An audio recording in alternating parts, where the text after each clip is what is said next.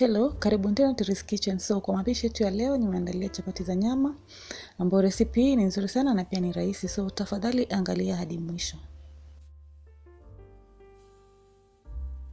So kwa mahitaji yetu nimetumia unga wa ngano robo na nikaongezea chumvi. So utachanganya vizuri ili unga na chumvi ziweze kushikana. Alafu nitaongezea vijiko viwili vya mafuta.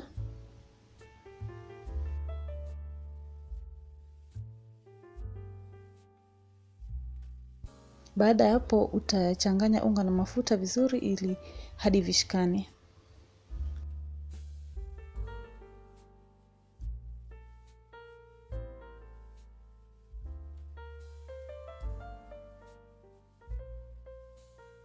Nimetumia maji warm ama maji ya vuguvugu kukanda unga huu. So utaweka maji kidogo kidogo na kuanza kukanda unga wako.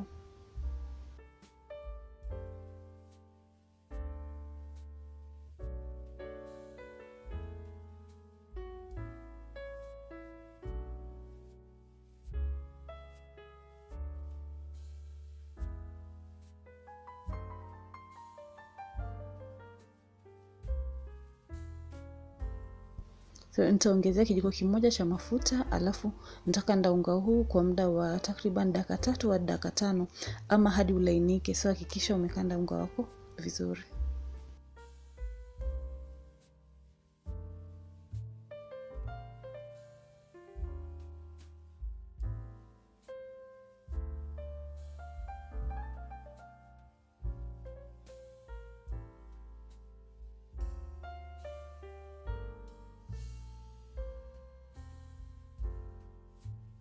Alafu tutagawanya unga wetu kwa madonge matatu kama unavyoona. Hakikisha madonge yako yote yako sawa.